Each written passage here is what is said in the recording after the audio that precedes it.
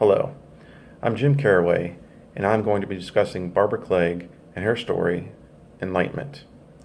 The accomplishments of Barbara Clegg are as significant today as the day she wrote the Doctor Who story, Enlightenment. In this video, I'm going to discuss a brief biography of Barbara Clegg. I'll provide a summary of the work and an analysis of the story's meanings, themes, and literary devices Barbara Clegg uses to make her points as they relate to the history of Great Britain then and the world today. This makes Enlightenment important for science fiction fans today and across all genres of literature. Barbara Clegg here was born in Manchester, Lancashire, England, and she began her career in the literary arts as an actress. She starred in the BBC's Sunday Night Theatre TV series and the Armchair Theatre television series. She went on to have several other roles, to include the TV movie The Death Set and a recurring role in the TV series soap opera Emergency Ward. She went on to do writing and contributed 7 episodes of the long-running soap Coronation Street, which were transmitted in 1961. She also co-wrote the ATV children's TV series Strange Concealments and Once Aboard the Luger. She later then went on to write a series for Doctor Who in 1983. She also wrote for Wagner's Walk and Mrs. Dale's Diary on the radio. Clegg's dramatization of John Wyndham's The Chrysalids was broadcast on radio in 1981. Barbara Clegg wrote Enlightenment for the Doctor Who television series, and in doing so became the first woman to write for the show. She later adapted her script to a novel, becoming the first female author on the series. Following Enlightenment, Clegg contributed more ideas for storylines, which were later included in the Lost Stories of Doctor Who. Doctor Who and Enlightenment. Doctor Who and his companions Tegan and Turlough are guided by the White Guardian, who represents light and good, to a ship in a race. The ship is a sailboat manned by a crew that doesn't remember how they got there.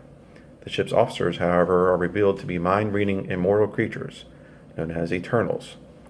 They are in a solar sailboat race through space with other Eternals who have similar vessels that are racing around our solar system. The winner of the race gets Enlightenment, which is the ability to know all there is about everything in the universe. The Eternals rely on all other beings for knowledge, which they refer to as ephemerals, which includes the human race. Clegg uses this storyline to create tension among the different social classes that are represented in the story. The Eternals represent the upper class, the ephemerals the lower class, and the Doctor and his companions the middle class. As Muriel Egerton and A.H. Halsey allude to in their article, Trends in Social Class and Gender and Access to Higher Education, when it comes to social class status, many who are born into a class stay there. People are given opportunities in education that are in line with their status from which they were born. Upper class citizens often go to higher education at universities, while lower class citizens attend lower colleges. Clegg represents this thought with a different class of Eternals and Ephemerals in her story, as the classes are quite strictly bound into the being that they are. An ephemeral cannot become an immortal Eternal, and likewise an Eternal cannot cross over to be an ephemeral being. Such is the case at the end of the story when the first mate, Mariner, who has fallen in love with Tegan, even though he does not understand what love is, wants to stay with her. The White Guardian sends the Eternals away, saying, "Back to your eternal void, back to eternity." Mariner exclaims, "Tegan, help me. I need you." Tegan can only reply, "I can't." And with that, Mariner vanishes. Mikhail Pellicer examines the differences in equality of different social classes and how different social classes depend on the others in his study, Inequality, Persistence Through Vertical versus Horizontal Coalitions. The argument is made that the existence of the human race would not be able to endure if we were all on equal platforms of wealth distribution. Clegg makes this statement in Enlightenment. She may not be as dire as claiming that the existence of the human race would completely fail if we were all equal, but she does make the point that the different social classes need and rely on each other. The scene where the Doctor figures out why he and the rest of the Eternals have abducted the humans to be the crew of the racing ships illustrates this point. Doctor asks the captain, "But why? It's not just to sail the ships, is it?" "No, of course not. You need their minds. Human minds." The captain replies, "Human? Doctor replies. Ephemeral, then. From any planet, any galaxy, any time, the minds of living beings. You depend on them.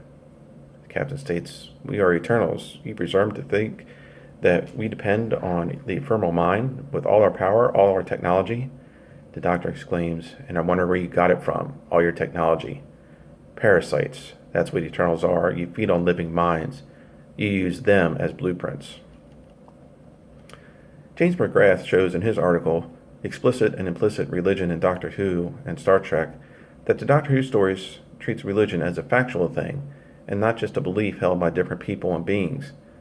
These shows show different cultures throughout their stories, with many of the societies explored believing and following their own gods, many of which bear resemblance to the different gods worshipped by their own human race.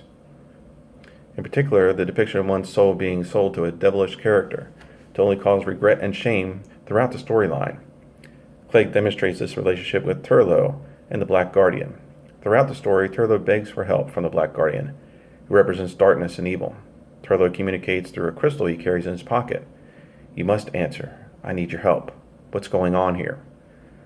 Black Guardian replies, you are pathetic. I have watched your progress.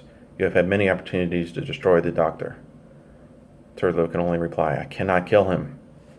Black Guardian states, then I condemn you to everlasting life. You will never leave this ship. On the deck, Turlough hears the voice of the Black Guardian taunting him once again. You are doomed, boy. You are doomed, boy. You are doomed, boy. Echoing in his mind. You have failed me. You will now see my wrath. Fearing this, Turlough jumps off the ship into space. Amit Gupta, in his article, Doctor Who and Race, Reflections on the Change of Britain's Status in the International System, argues that since Great Britain's role as world power declined at the same time of the internal changes that Great Britain experienced under the influence of Margaret Thatcher, that a more diverse cast of characters were accepted by the audience. This included characters of a different gender in leading roles, and that they would have never been considered for decades prior. Gupta points out that there are developing themes on the progression of feminism in Doctor Who. In the original development of the series, there was always a helpless female companion that accompanied the Doctor throughout the episodes. The female characters were feminists, but always needed the approval and the assistance of the Doctor. As the series progressed, so did the female sidekicks. We see this idea materialize in Enlightenment, when Tegan uses the attraction of Mariner, the first mate, to be taken aboard another racing boat, the one that saved Turlough when he was floating away in space, and to investigate which captain is sabotaging the other competitors in the race. Clegg uses literary devices as well to make her points in her story, Enlightenment. She uses the literary device character, like the dynamic character or developing character that changes during the course of a novel or a play. This change in character or their outlook is permanent. That is why sometimes a dynamic character is referred to as a developing character. We see this in Mariner, the first mate who falls in love with Tegan, but cannot stay with her. The captain is an example of a static character who remains the same throughout the story. The outcome of the race does not change the captain's outlook. When he loses, he accepts it and ventures over to the winning boat to pay homage to their captain. Every story has a protagonist, and in this case a couple, with the Doctor and Tegan. These are the main characters who create the action and move the plot forward to keep the audience engaged in the story. They are the hero and heroine from which the story's plot revolves around. Then we have the dynamic character of the story, Turlough, who could also be considered a protagonist, but we never know really what side he's on until the end. He changes throughout the story, from someone who has contemplated turning on his friends, to someone who has given up all hope, to someone who has sacrificed himself to save his companions. His outlook completely changes over the course of the story, as does the Doctor's trust in him. Characterization, indirect or implicit characterization. This is a more subtle way of introducing the character to the audience. The audience has to deduce for themselves the characteristics of the character by observing the character's thought process, behavior, speech, way of talking, appearance, and manner of communication with other characters, as well as by discerning the response of other characters, which we see in Turlough, who we never know which side he is on or what side he's playing throughout the story, until the very end. Implied characterization is the reading or viewing of the story by itself, and the audience does not get the whole story of the characters of the White Guardian or the Black Guardian. even though they are key to the story itself. Each of them have minor roles in the story. However, their nature is easily discernible to the audience by the appearance and the description of these characters in the scenes that they are in. Suspense. Barbara Clegg uses the literary device of suspense to keep the audience engaged and invested in the story. Throughout the story, there are dramatic scenes where the audience is left not knowing what happens until the next chapter. Is Turlough going to die since he jumped off the ship into space? Is Turlough going to be sucked into the vacuum of space when he gets caught snooping around by the captain that is sabotaging the others? Is the doctor going to be killed when he gets caught rescuing Turlough? These are feelings of anticipation that something risky or dangerous is about to happen. Incorporating this type of drama into the story makes the audience more concerned about the characters and causes them to form a sympathetic bond with them. Clegg uses these scenes to keep readers turning the pages and the viewers to be sure to tune in to see the next episode to find out what happens to their favorite characters. The characters on Doctor Who are bridging the gender gap, and Barbara Clegg is helping to narrow the divide between male and female stereotypes through her work. Clegg uses her stories to make statements on the dependency of social classes on each other. She also introduces religious concepts into her story to maintain the relevancy and relatability to many of her readers and viewers. The message that Clegg presents is that these stories, while entertaining, still present relevancy to comment on social classes and gender equality in not only England, but the entire world, from yesterday to today.